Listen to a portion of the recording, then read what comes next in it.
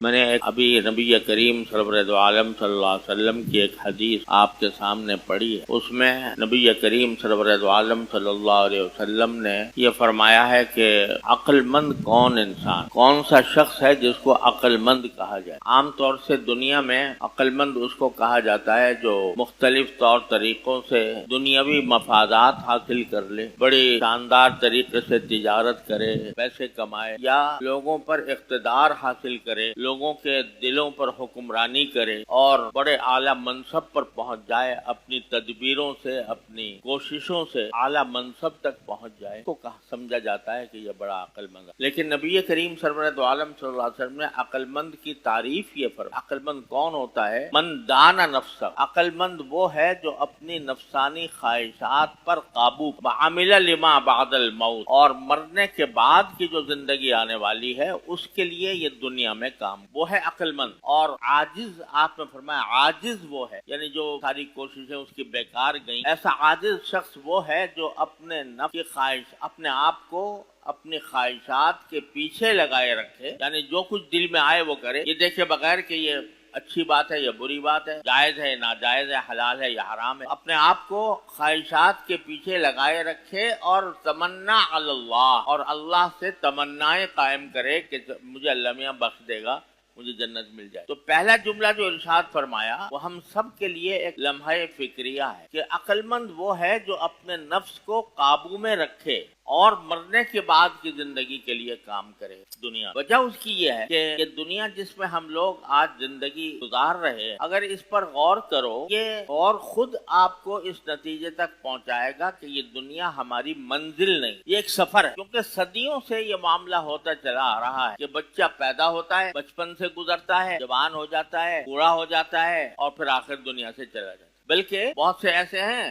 جو بچپنی میں چلے جاتے، بہت سے ایسے ہیں جوانی میں چلے جاتے، بہت سے ایسے ہیں جو ادھیڑ عمر میں چلے جاتے، بڑھاپے کا بھی انتظار نہیں ہوتا۔ یعنی موت ہر حالت میں آنی ہے، یہ ایک ایسی حقیقت ہے جس کو دنیا کا کوئی بھی انسان جھٹلا نہیں سکتا، وہ چاہے دہریہ ہو، چاہے خدا کو بھی نہ مانتا ہو، مگر موت کو مانتا ہے، ایک دن موت آنی ہے۔ اور اس بات کو بھی مانتا ہے کہ موت کا کوئی وقت پہلے سے بتایا نہیں جا سکتا، کوئی دنیا کی طاقت ایسی نہیں ہے، نہ دنیا کی کوئی سائنس ایسی ہے جو انسان کو یہ بتا دے کہ تمہاری موت کب آنے والی۔ اور اسی کو فرمایا تھا رسول کریم صلی اللہ علیہ وسلم، الکیس من دان نفسہ وعمل لما بعد الموت، عقل مند وہ ہے کہ جو اپنے نفس پر قابو پائے اور مرنے کے بعد کی زندگی کے لیے تیاری کرے۔ تیاری کیا ہے؟ وہ تیاری بھی کوئی ایسی مشکل نہیں ہے کہ انسان کی طاقت سے باہر، اللہ تعالیٰ نے وہ تیاری آسان کر رکھی ہے، اور اس تیاری کا نمونہ حضور نبی کریم سرور دو عالم صلی اللہ علیہ وسلم کی حیات طیبہ اور سیرت طیبہ کی روشنی میں ہمیں عطا فرما دیا ہے۔ دیکھو یہ ہے نمونہ تیاری کا کہ یہ دنیا کے سارے کام بھی ہو رہے ہیں، دنیا کا کوئی کام نہیں رک رہا،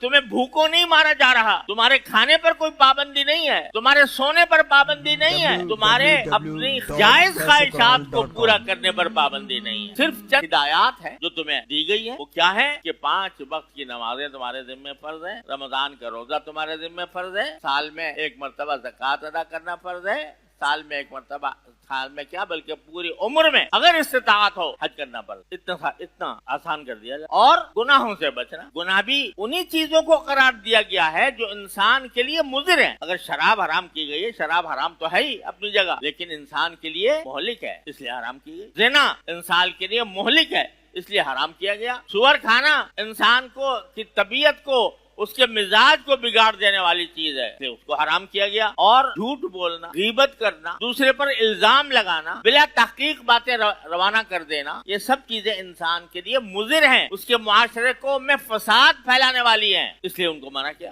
رمضان سے پہلے میں نے سورہ حجرات کی آیات کی تفسیر آپ کے سامنے بیان کی۔ ایک دوسرے کا مذاق نہ اڑاؤ، ایک دوسرے کو تانے نہ دو، ایک دوسرے کو برے ناموں سے یاد نہ کرو، اور وہ سارے اسباب جو معاشرے میں فساد پھیلاتے ہیں ان کو منع کیا۔ وہ کوئی مفید باتیں نہیں ہیں جن سے منع کر، سب حرام، جب سب مضر چیز۔ لہذا تیاری، آخرت کی تیاری وہ کیا ہے؟ اتباع سنت نبی کریم سرور دو عالم، نبی کریم سرور دو عالم صلی اللہ علیہ وسلم کا اسوہ حسنہ اپنے سامنے رکھو۔ آپ نے کس طرح زندگی گزاری، آپ نے تجارت بھی کی، آپ نے کاشتکاری بھی کی، آپ نے ملازمت بھی کی، آپ نے حکمرانی بھی کی، آپ نے جنگیں بھی لڑی، آپ نے نکاح بھی کیے، آپ نے خانے کی زندگی بھی گزاری، ساری زندگی کے تمام احوال جو ایک انسان کو پیش آ سکتے ہیں وہ سرکار دو عالم صلی اللہ علیہ وسلم نے کی حیات طیبہ میں ان کا نمونہ موجود. اس نمونے کو دیکھتے جاؤ، عمل کرتے جاؤ، بس یہ ہے تیاری. کوئی بہت بڑا لمبا چوڑا کام نہیں. تو فرمایا عقل مند وہ ہے جو اپنے نفس پر قابو پائے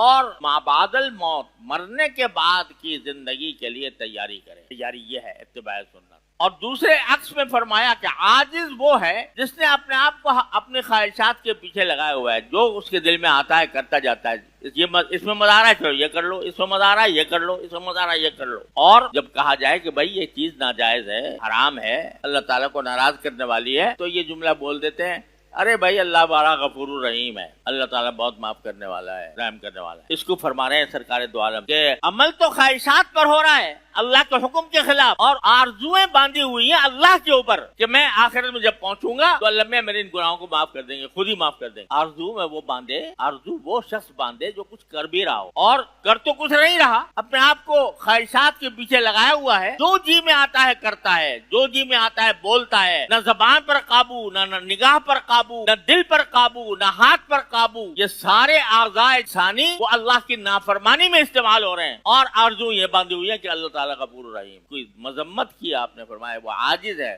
بیوقوف ہے. وہ عقل مند کے برخلاف وہ شخص بیوقوف بھی ہے اور بے کس بھی ہے، عاجز بھی ہے. لہذا سبق یہ دیا کہ اگر ذرا بھی تمہارے اندر عقل ہے تو اس زندگی کو آخرت کے بعد کی زندگی کے لیے کھیتی بنا کر استعمال کرو. الدنیا مزرعۃ الآخرہ، یہ دنیا کھیتی ہے، یہاں جو بو گے آخرت میں وہ کاٹ. لہذا ہر انسان کو یہ فکر